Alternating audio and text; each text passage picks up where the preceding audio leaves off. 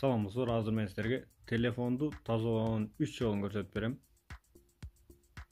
Негизинен телефон биз мисалы 64 гигабайт памяттүү телефон алган болсок, ошонун 8 же 10 гигабайтка чейинки памятинде телефон өзүнүн прошкасы турат. А калган 50 гигабайты бизге толук түрдө кызмат кылыш керек. Бирок толук түрдө кызмат кылбайт. Ошолор нелер ээлейт жана кантип ошону бошотот, азыр мен силерге көрсөтүп берем.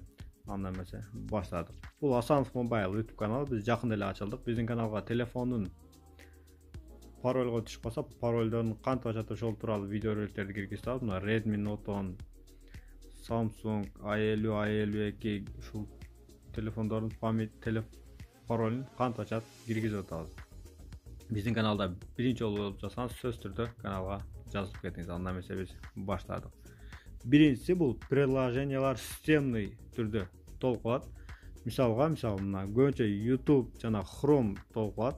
Башка приложениялар да болот. Көбүнчө ушу YouTube менен Chrome толкулат.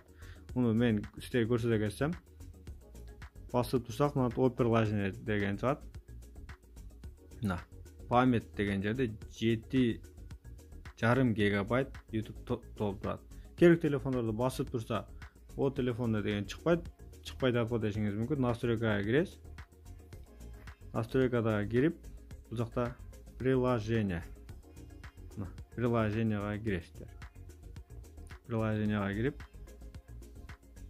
катарга өсө турат приложениялар. Ушул жерде памяти канча гигабайт, канча гигабайт приложение ээлеп турат көрсөңүздөр болот. Бул жерде мына 2GIS 346 мегабайт ээлеп турат. Бул жактан азыр так. Галерея почти 1 гигабайт память ээлеп турат. Эң ылдыйга түшсөк, бул жерден YouTube меселе көрсөтө кетсем, мына YouTube 7,5 гигабайт память ээлеп турат. Бул жерде Chrome'дагы көбүнчө память толкулат. Chrome'ду көрөлү. Так, Chrome.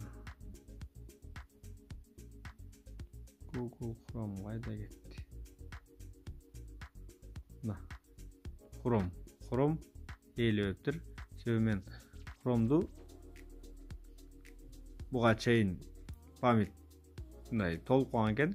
Бир сыйра тазалап койгом. Chrome негизи Chrome'дагы памяти 701 гигабайт, 2-3 гигабайтка чейин ээлеп толуп кала берет Chrome'дагы. Азыр ушуну кантип тазалайт көрсөтүп берем. Мисалы бул жерде эң ылдыйга түшсөк, мына YouTube основной толуп калып турат. Бул жерде память. Ушул сиздин телефонуңуздун 7,5 гигабайт памятini ээлеп турат азыр YouTube өзү эле. Бул жерден мына память дегенге киребиз, YouTube'га киргенде. YouTube'га кирдик, памятьке киребиз. Бул жерден очистить данные. Телефон YouTube полный тазаланат азыр. Азыр YouTube негизинен бизге көчүргөндө мына өзүдө 162 мегабайт. Көрдүңүздөрбү? Мына эми дагы всего деген жерде азыр 7,5 гига деп турат эле, 162 мегабайт. Бул негизинен Play Market'ten YouTube'ду көчүргөнүздө ушунча память ээлейт. А калганы биз ошо YouTube'дан кирип көргөндө жана YouTube'дан мисалы керклер кино скачать этип койду. Ошол скачать этилген кинолор дагы YouTube'дун өзүнүн серверине эмес, сиздин телефонуңуздун памятине түшүп турат. Ошол дагы память ээлеп, ушинтип ээлеп калат память. Так, биринчи неме ушинтип приложенияларды текшересиздер дагы памятьке кирип, стрейт данные кыласыздар биринчи жолу. Экинчи методу, мисалы сиз галереядан тапсак, галереяга киребиз. Бир сүрөттү өчүрсөңүз, любой бир сүрөт, видео өчүргөн болсоңуз, мына альбом дегенге киребиз, картинка эмес, альбом дегенге киребиз дагы. 3 точканы бассак, корзина деген чыгат. Монтип корзинага толуп тура берет. Бул да телефондун памятинен өчпөй ушундай корзинада турат. Корзинада дагы памятти ээлеп турат. Муну басып корзинадан дагы өчүрүп коюш керек болот. Мына өчтү. Бул мой файлда дагы ошондой болот. Бул жерге мына мой файлга кирсек, мой файлда дагы мындай 3 точканы бассак, корзина деген бар. Азыр менде эч нерсе жок. Ошол корзинага кирип, мен өчүрүп тазаланган.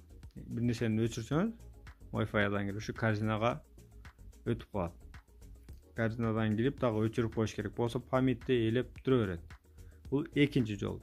Үчүнчү жолу мисалы сиздин телефонуңузда Chrome болгон болсо, мисалы браузерге киргени, башка Яндекс же башка браузерлердин кереги жок деп ойлойм мен мисалы. Ал дагы ачкыча бир памятте элеп тура берет да, мисалы 2GIS болсо бул жакта Яндекс, навигатор, башка навигаторлордун мындай кереги жок да. Кереги жок приложенияларды өчүрүп коюш керек. Мисалы, эгер сизге Яндекс керек болсо, Chrome'ду өчүрүп коюңуз. Бул жерде настройкага киребиз.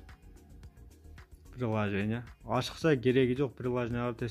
Мисалы, телефондун системный приложенияларын өчүрүп аламбы деп эч кандай коркуштун кереги жок. Себеби системный приложенияны телефон эч качан өчүртүрбөйт. Мисалы, мына автозаполнение Samsung дегенге келсек, бул жерде удаление деген жок.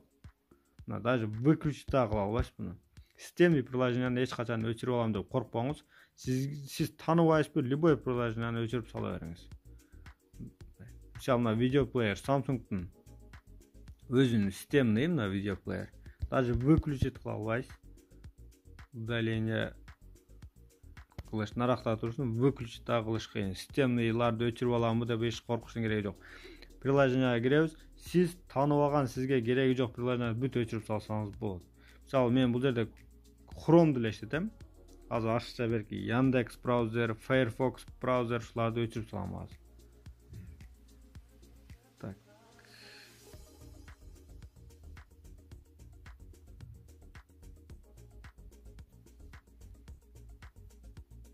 Мына Pinterest. Бунун да мен көчүрүп иштеткен экенмин буга чейин. Азыр мага кереги жок. Өчүрөбүз. Мындай кереги жок приложенияларды сиз тааныбаган. Мисалы, мына Quickshot Maker бунда өчүрүп салсак болот. Мисалы, кереги жок болсо. Системный приложенияларды өчүрүп алам деп эч качан коркпоңуз. Мисалы, Samsung аккаунтка кирсеңиз эч качан бул жерде LD'да мына удалить деген жок. Өчүрө албайсыз. Себеби бул системный. Телефон уруксат бербейт өчүргөнгө. Эч качан коркуштун кереги жок.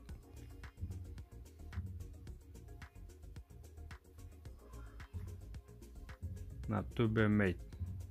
Бул да мага азыр кереги жок.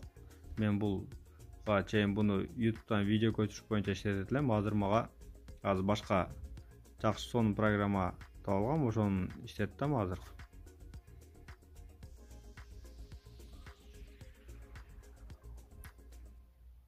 Кыскасы, бул жерден мен азыр өчүрөйүн десем мага кереги жок программалар менин телефонумда аябай көбөйүп кетип, ошолорду бүт өчүрүп чыксаңыздар болот. Бул үчүнчү жолу. Мына PredQL, бунун да вообще мага кереги жок. Бул да азыр менде мына 1 гигабайттан память деген жерде 1 гигабайттан ашык память элеп турат. Өчүрөбүз.